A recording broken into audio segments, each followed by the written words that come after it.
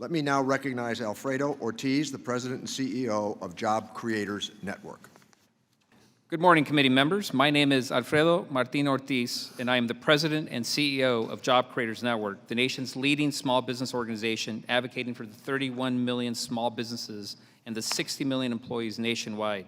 I want to thank Chairman Neal and Ranking Member Brady for the opportunity to be here today. I know the challenges and opportunities facing minority entrepreneurs firsthand. My parents came to America over 50 years ago from Mexico City to pursue the American dream. My dad was a tailor, my mom a housekeeper. During my childhood, I often saw them struggle financially. I remember Mom taking us to St. Rose of Lima Church in my hometown of Chula Vista, California, to distribute surplus government eggs, milk, bread, and cheese to families in need. After volunteering at the site, and only after then, we brought our share home too. We always went home last. You see, my mom taught me what a work ethic is and how it's okay to receive help when needed, but if you can, to give back more than what you receive. They've both passed on, but the values they taught me, hard work, grit, and gratitude, helped me become a successful small business owner. Millions of minority entrepreneurs like me from Mexico, Africa, South Africa, Middle East, and Asia come here for the same reasons my parents did, to partake of the land of opportunity and America's free market economy, which rewards ingenuity and hard work over credentials, family connections, and skin color. Minorities from across the globe don't come here because America's a racist nation. And we don't come here to change America. We come here to have America change us. While there's a little doubt that there's been historic racism in America, I find it insulting when people claim it's the basis for minorities' challenges in today's economy. The best antidote to the remaining vestiges of racism is the free market system that rewards entrepreneurs of all backgrounds. The fact is, minorities start small businesses at far faster rates than their white counterparts. And in recent history, we saw the power of the free market boost minorities' economic outcomes most clearly in 2018 and 2019.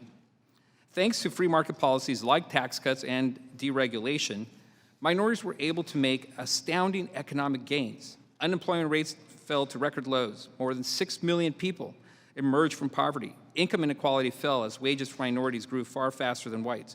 Minority household incomes reached record highs, and home ownership, especially amongst Latinos, reached record levels. Unfortunately, minorities, including entrepreneurs, were also disproportionately affected by bad public policy, which is a far larger threat than the remaining remnants of racism. For instance, the COVID-19 policy response had a far bigger impact on minority-owned businesses and small business owners across the board than big ones. Bigger companies grew bigger, and smaller businesses got smaller or disappeared.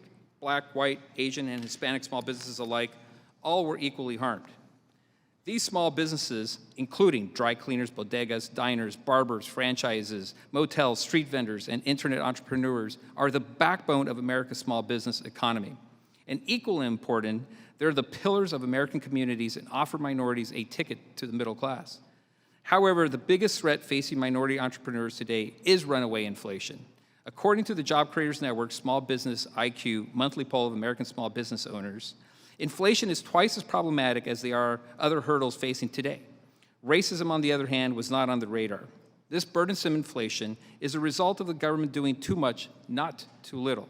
Reckless government spending has resulted in too many dollars chasing too few goods, boosting prices. Generous social programs have depressed the labor market, leading to the biggest labor shortage in American history. Radical green environmental policies have prevented oil and gas production, raising costs for all small businesses. Expanding government programs, as proposed by many here today, would only make this devastating inflation worse. But there's more. Our franchise system, which hundreds of thousands of minorities have leveraged to enter the middle class, is under attack from congressional Democrats. If they succeed, it would close off franchise options to countless minority entrepreneurs. Imagine your community without your local Roto-Rooter, your local McDonald's, your local Service Pro, or even your local Holiday Inn. Last, President Biden's proposed tax increases and labor regulations would disproportionately impact small businesses, reducing their ability to expand, hire, and raise wages for minority employees.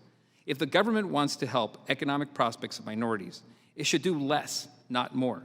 It should make small business tax cuts permanent and let the free market unleash the creative talent of minorities. It should recognize the harmful unintended consequences of its well-intended policies.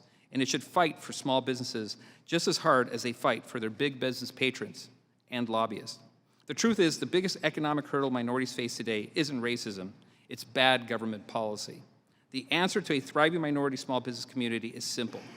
Get back to the free market policies that led to historic economic gains amongst minorities before the pandemic hit. Thank you for your time. I thank the gentleman.